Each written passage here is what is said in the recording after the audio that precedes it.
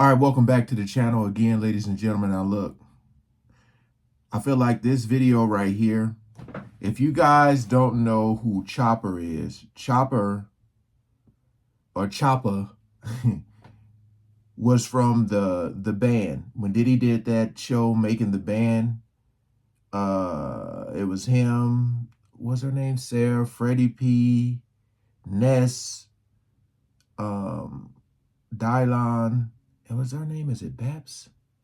I forget.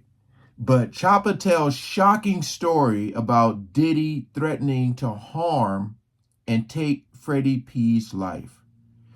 Now, this video right here, I'm hoping is going to validate what Freddy P has said. We're back on the Art of Dialogue channel, which I'll leave in the description for you guys to check out more and even subscribe.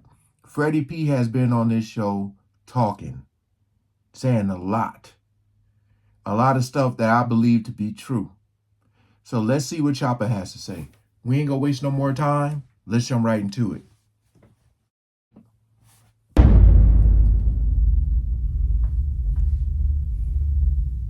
Freddy P, what's the backstory behind Puffy telling him that he'll take his life? I was there.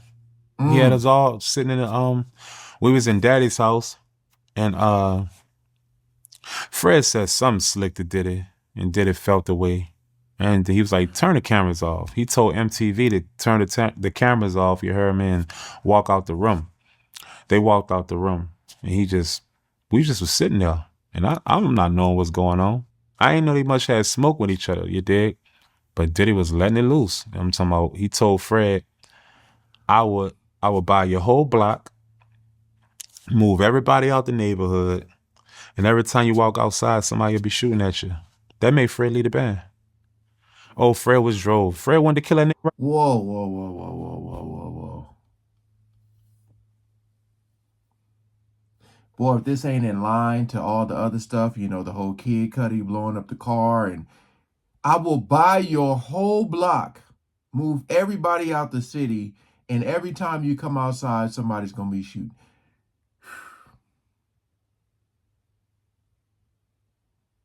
Security had to be in the room. Security had to be in the room. Dang. Move everybody out the neighborhood, and every time you walk outside, somebody will be shooting at you. That made Fred lead the band. Oh, Fred was drove. Fred wanted to kill that nigga right there. So when people watch Fred interview, you heard me, you just looking at a man that was disappointed and almost destroyed at the same time of how he see the music industry. Fred mean, hey, this brother, you know, I ain't seen nothing on him since the band, but boy, you talking about like growing, that brother speaks different. I know he's in an interview and stuff, but if you know the show, his demeanor is so much calmer now. I mean, it's come with age and stuff, but I mean, some people get older and still act crazy. Huh. well, you heard me, he really do, you know, and that's my big brother, you know, blind, cripple, or crazy, that's still my baby, you know. He mean well. It's just what he went through with that Bad Boy situation made him look at the music industry really bad, totally different, like the music industry. And super talented dude. But yeah, Diddy threatened his life. Told me he was gonna kill him for sure. And when he said that, He was serious? oh yeah, he was dead serious. Oh yeah, he was serious. Diddy was dead serious. Like a lot of people sleep on dude. Dude cool, yeah, but dude ain't cool when he don't want to be cool. I guess that's just everybody though. And Fred was driving that nigga, you dig, and that nigga just couldn't take Fred no more and threatened with his life. So they let you know a lot of other things, you dig, or what a nigga could be capable of, you know, for sure. Had Sarah spooked in the boots. Sarah ain't know what to do. Sarah just red and pretty. She timid, you heard me? She ain't from the streets, you dig? That lady was spooked, you heard me? Me, I'm looking at it nonchalantly. I didn't care if he was serious or not. I'm trying to get some money. So I'm like, mind you, I'm just a young young little hot boy. You heard me? So I'm looking. Right there. I don't care if he was serious or not. I'm just trying to get some money. And that's what they take advantage of. The fact that you come from the streets, you ain't got nothing, or they say that's when they say you from the gutter. You know, when you started literally from the bottom, and the gutter is underground. So that's what they take advantage of. They throw that money in your face. And then, I was just thinking in my head as I was listening, and it's like, you say to yourself, why don't they just, because you know how a lot of people are independent. It's like, I wonder if they could get together and form something. Maybe just him and Freddie P, or I don't know. I'm just saying, from the people that auditioned for this band, you would say to yourself, why couldn't they just get together and do it on their own without Diddy? He wouldn't allow it. So many connections. He would talk to so many people in the industry, and that's how you end up getting blackballed. Your music ain't gonna get played, all that. And these dudes' ties run so deep with radio stations, all that, man. It's crazy. And Yeah, you from everything. New No. Orleans. That ain't nothing to Yeah. you. Yeah. So I'm used to it. So, it's either you're going to bust a move or you're not where I'm from. The doing all the talking, that's just talk to me. But Fred ain't take it that way. Fred took it like it was serious. And the way it sounded to me, it sounded serious as well. Sound like a nigga that would threaten you. If to do you something, that would have sounded like to me, bruh. It sounded like a threat to me. So that's what it was. Yeah. That's facts. What was his reaction when Diddy was saying this? He was like, he was, if you know Fred, you heard me, he was sucking his thumb. And Yeah. Fred and Oh. Diddy was threatening him. Every time he kept making different statements of the threat, he just kept taking his finger out his mouth and put his hand on his knee, and he looked at the Diddy, and I can look in his eyes. I've been around Fred enough. I looked in his eyes, and Fred was looking for objects. You heard me? Like, don't sleep on him though. Like, he ain't no cap in his talk. You heard me? Because I remember I lived in Miami, and not to get off topic, but I lived in Miami one time. You heard me? And I just copped the Maserati. I'm talking about, I'm killing these niggas. I'm fucking with this little Natalie, not that girl with the long chin. Shout out to her though. But I'm rocking with this little pretty chick named Natalie. You heard me? And I guess some dudes that, I guess he used to fuck on her. He ain't fucking on her no more because she chose up on me. He tried to press me. He had buku niggas. So I'm ready to fight all these niggas. I don't turn down no phase. I'm ready for whatever. But I came with a Boy, I'm just so glad that I understand the lingo, because I would be so lost right now. He said buku. That means a lot, a gang of, many of them. He said they had buku. Boy, I've used that word before. It almost sounds like he rapping. bright idea. I said, you know what? I got you. I called Fred. When I called Fred, he said, where you at? Well, gotcha. Fred said, come get me. I got in my Maserati. This all facts. Got in my Maserati. I went and scooped Fred. Fred had this big ass AK-47. We pulled back up in that bitch. Fred get out the car. He ain't even had to get the chopper. I swear this happened. He ain't even had to get the chopper. They seen Fred, was like, oh, Fred, my bad, blood. Oh. So I'm not gonna sit up here and discredit his credibility of how he say who he is, because in New Orleans, I'm respected, you dig?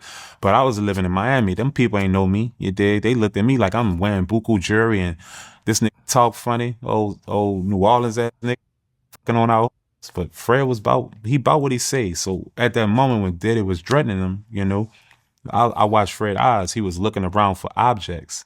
Fred wanted to find a knife or something. Fred wanted to poke that boy here. You heard me? Fred wanted to poke that nigga. Poke that boy. I truly believe if Fred was in the room with him, he probably would try to kill him. I feel that way. It ain't that serious, Fred. That nigga he ain't worth trying to kill. Keep it pushing, Fred. It's cool, bro. That nigga. You dig? That's just how I see it. That nigga, what he ain't making your shit.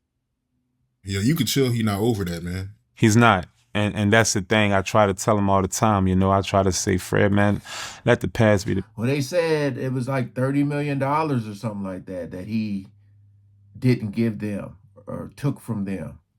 So I mean that's tough to get over. And like I said, if you watch that show, them dudes were like, they were trying. They were trying, but if you ask me, I don't think Diddy really had any real intentions on making a band. I think he just wanted to get on that show and show his power. Pass. Man, fuck all that chop. I'll be like, you know what? Be great, nigga. Because you can't stop a man from feeling how he feel, So I just let him be great, you dig? And I love him to death, you dig? So I don't judge Fred because I know Fred mean well, And he kind of get overshadowed for being a real nigga, no matter how it sound. I know a real nigga when I indulge in one. Fred is a real nigga, but he get overshadowed because Fred need to understand, and this can be on record because I tell my big brother this all the time, the killers don't win, Fred. The gangs, the hard niggas don't win, baby. It's the niggas that's getting the money. The hard niggas go to jail and be laid back there, That's getting facts. depressed, trying to get their baby mamas to send them to joke them. You did to send them some commissary, and while niggas is out here getting money, fucking on baby mamas and bitches. So you might want to be the nigga fucking the bitches than the tough nigga that's willing to crash out, and that's why I'm afraid that.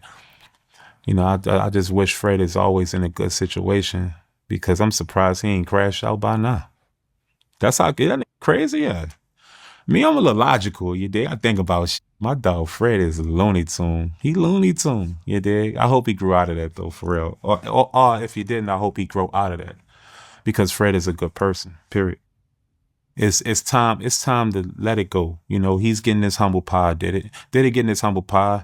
Life is gonna go how it's gonna go, and let that be. We ain't gotta talk about all that shit no more. We grown now. I mean, Fred was already grown, but I'm grown now, and I look at Fred, as my brother, and I just try to. I hope the best for my dog. I do, and I hope that he enlighten himself and to realize that, the world don't owe us nothing, brother. He got a beautiful, handsome son, that he took care of the whole ride. And I'm proud of him for being a great father. And that's what it's about, Fred. The jewel is you, baby, and the treasure chest is your family. And I hope that he focus more on that focus and getting his motion to focus on what's important, his family. Boy, I mean, I know it was a lot of cussing. Shout out to our Art Dialogue for the vid, but he said a lot of good and important things.